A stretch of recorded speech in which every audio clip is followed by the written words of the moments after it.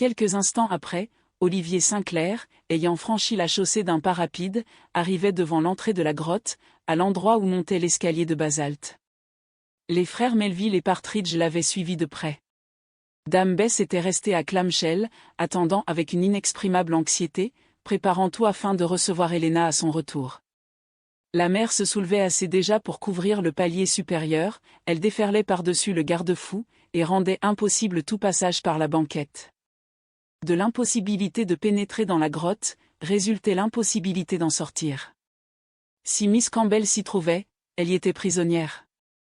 Mais comment le savoir, comment arriver jusqu'à elle? Helena. Helena. Ce nom, jeté dans le grondement continu des flots, pouvait-il être entendu?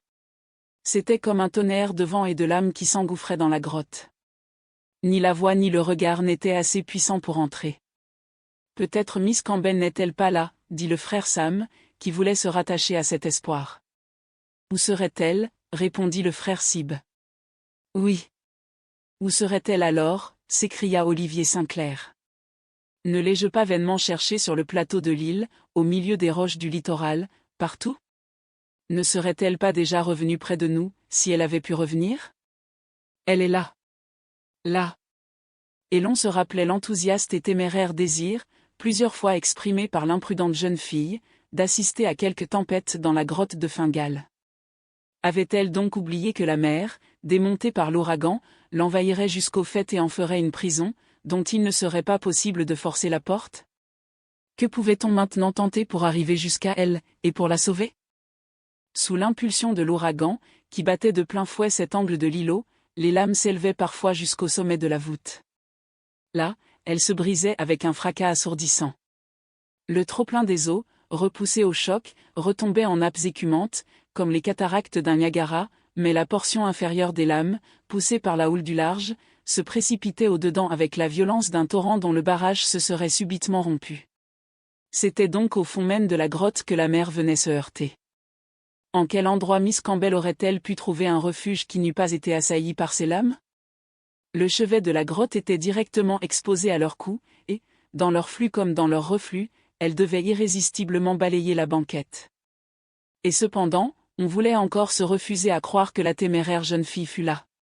Comment eût-elle pu résister à cet envahissement d'une mer furieuse dans cette impasse? Est-ce que son corps mutilé, déchiré, repris par les remous, n'aurait pas été déjà rejeté au dehors? Est-ce que le courant de la marée montante ne l'eût pas alors entraîné le long de la chaussée et des récifs jusqu'à Clamshell? Helena. Helena. Ce nom était toujours jeté obstinément dans le brouhaha des vents et des flots. Pas un cri ne lui répondait et ne pouvait lui répondre. Non, non, elle n'est pas dans cette grotte. Répétaient les frères Melville, désespérés. Elle y est, dit Olivier Sinclair. Et, de la main, il montra un morceau d'étoffe que le retrait d'une lame rejetait sur une des marches de basalte. Olivier Sinclair se précipita sur le lambeau. C'était le « snod », le ruban écossais que Miss Campbell portait à ses cheveux. Le doute eût-il été possible, maintenant? Mais alors, si ce ruban avait pu lui être arraché, pouvait-il se faire que Miss Campbell n'eût pas été broyée du même coup contre les parois de Fingal escave? Je le saurai, s'écria Olivier Sinclair. Et profitant d'un reflux qui dégageait à demi la banquette, il saisit le premier montant du garde-fou, mais une masse d'eau l'arracha et le renversa sur le palier. Si Partridge ne se fût pas jeté sur lui au risque de sa vie, Olivier Sinclair roulait jusqu'à la dernière marche, et la mer l'entraînait, sans qu'il eût été possible de lui porter secours. Olivier Sinclair s'était relevé. Sa résolution de pénétrer dans la grotte n'avait pas faibli. Miss Campbell est là, répéta-t-il. Elle est vivante, puisque son corps n'a pas été rejeté au dehors, comme ce lambeau d'étoffe. Il est donc possible qu'elle ait trouvé un refuge dans quelque anfractuosité. Mais ses forces s'useront vite. Elle ne pourra résister jusqu'au moment où la marée sera basse. Il faut donc arriver jusqu'à elle. J'irai, dit Partridge. Non. Moi, répondit Olivier Sinclair. Un suprême moyen d'arriver jusqu'à Miss Campbell allait être tenté par lui, et cependant, c'est à peine si ce moyen lui laisserait une chance sur 100 de réussir. Attendez-nous ici, messieurs, dit-il aux frères Melville. Dans 5 minutes, nous serons de retour. Venez, Partridge. Les deux oncles restèrent à l'angle extérieur de l'îlot, à l'abri de la falaise, en cet endroit que la mer ne pouvait atteindre, tandis qu'Olivier Sinclair et Partridge retournaient au plus vite à Clamshell. Il était 8h30 du soir. 5 minutes après, le jeune homme et le vieux serviteur reparaissaient, traînant le long de la chaussée le petit canot de la Clorinda que leur avait laissé le capitaine John Holduc. Olivier Sinclair allait-il donc se faire jeter par mer dans la grotte, puisque le passage par terre lui était interdit?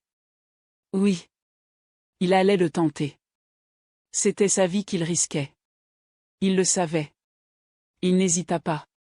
Le canot fut amené au pied de l'escalier, à l'abri du ressac, en retour de l'une des marches basaltiques. « Je vais avec vous, » dit Partridge. « Non, Partridge, » répondit Olivier Sinclair, « non. Il ne faut pas surcharger inutilement une aussi petite embarcation. Si Miss Campbell est encore vivante, je suffirai seul. »« Olivier !» s'écrièrent les deux frères, qui ne purent contenir leurs sanglots. « Olivier, sauvez notre fille !» Le jeune homme leur serra la main, puis, sautant dans le canot, il s'assit sur le banc du milieu, saisit les deux avirons, gagna adroitement dans le remous, et attendit un instant le reflux d'une énorme lame, qui l'emporta en face de Fingalès Cave. Là, le canot fut soulevé, mais Olivier Sinclair, par une manœuvre adroite, parvint à le maintenir en ligne. S'il était venu en travers, il aurait inévitablement chaviré. Une première fois, la mer hissa la frêle embarcation presque à la hauteur de la voûte. On put croire que cette coquille allait se briser contre le massif rocheux, mais, en se retirant, la lame la remporta au large par un mouvement de recul irrésistible. 3 fois l'embarcation fut ainsi balancée, puis précipitée vers la grotte, puis ramenée en arrière, sans avoir trouvé un passage à travers les eaux qui barraient l'ouverture. Olivier Sinclair, maître de lui, se maintenait avec ses avirons. Enfin, une plus haute crête enleva le canot, il oscilla un instant sur ce dos liquide presque à la hauteur du plateau de l'île, puis une dénivellation profonde se creusa jusqu'au pied de la grotte, et Olivier Sinclair fut, lancé obliquement, comme s'il eût descendu les pentes d'une cataracte.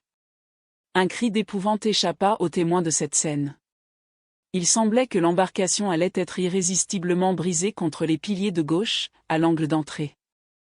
Mais l'intrépide jeune homme redressa son canot par un coup d'aviron, l'ouverture était alors dégagée, et avec la rapidité d'une flèche, un peu avant que la mer ne se relevât en une énorme masse, il disparut à l'intérieur de la grotte.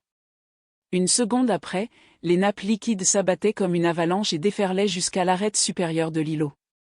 Le canot était-il allé se briser contre le fond, et fallait-il maintenant compter 2 victimes au lieu d'une? Il n'en était rien. Olivier Sinclair avait passé rapidement, sans heurter le plafond inégal de la voûte. En se renversant à plat dans l'embarcation, le choc des faisceaux basaltiques, qui débordaient, lui avait été épargné. Dans l'espace d'une seconde, il venait d'atteindre la paroi opposée, n'ayant qu'une crainte, celle d'être ramené au dehors avec le remous, sans avoir pu s'accrocher à quelque saillie du fond.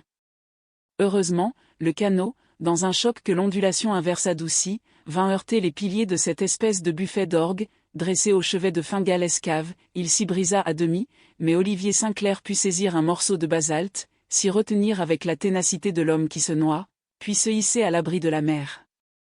Un instant après, le canot disloqué, repris par une lame sortante, était rejeté au dehors, et, avec la pensée que le hardi sauveteur devait l'avoir péri, les frères Melville et Partridge voyaient reparaître l'épave.